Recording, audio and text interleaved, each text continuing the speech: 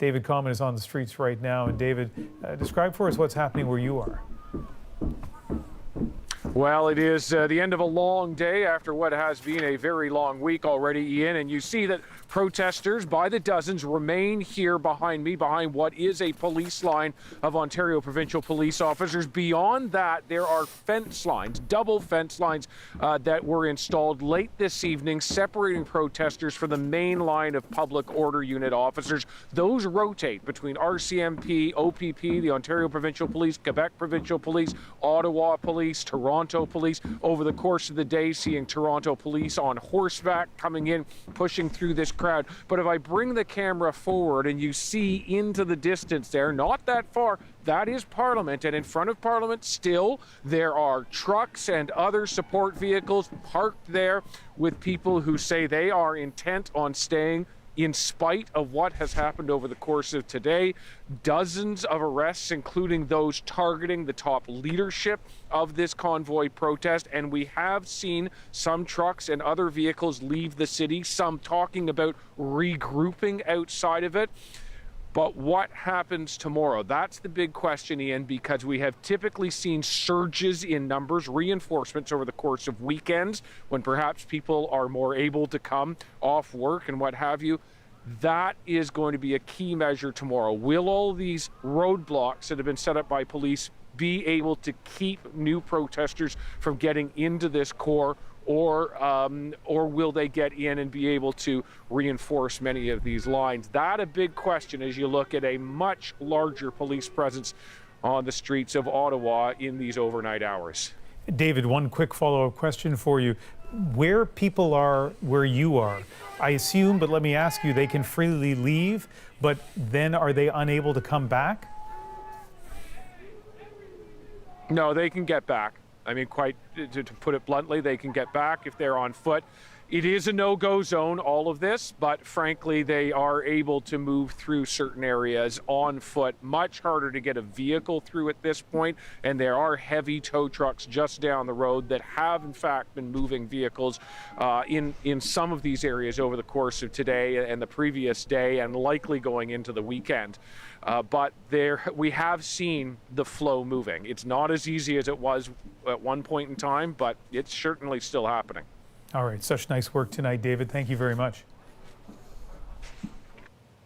Ottawa police say they have made more than 100 arrests on what has been a dramatic and at times chaotic day. Ashley Burke takes us through how it all unfolded. Hold that line! After days of warning that this was coming, police moved in. Following 3 weeks of inaction and criticism, police started to reclaim the heart of the capital.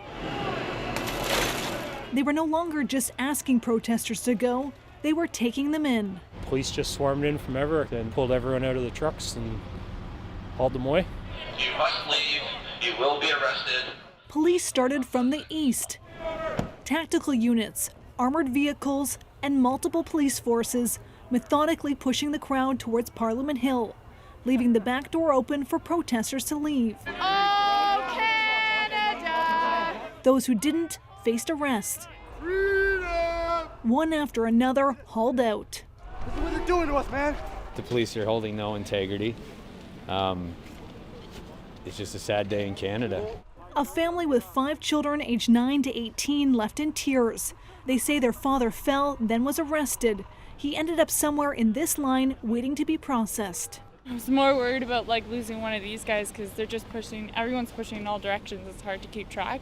So we just kind of held each other, and it was pretty kind of scary, honestly.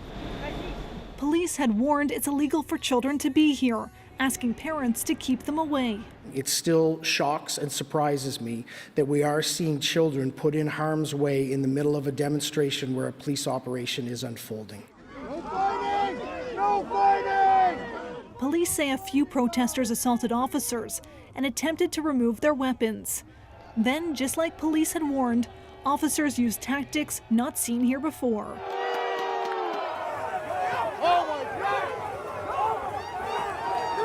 As police kept up pressure and the temperature fell, the crowd thinned out. Many chose to leave. By early evening, dozens had been arrested and far fewer trucks blocking streets. But this operation still ongoing, very fluid and very volatile. And actually, some of those protesters, after they were arrested, they left their vehicles behind. How are police dealing with those? Well, Ian, in the face of this police operation, we did see some truckers get in their vehicles and drive away from streets just like this one behind me as police got closer. We also saw arrests, and in some cases, police showed up on the scene carrying big Ziploc bags with what looked like those they arrested's personal belongings, including keys to their vehicle that they then used to get inside and drive those trucks out, start clearing off roads like this one, which earlier today was packed with vehicles. All right, Ashley, thank you.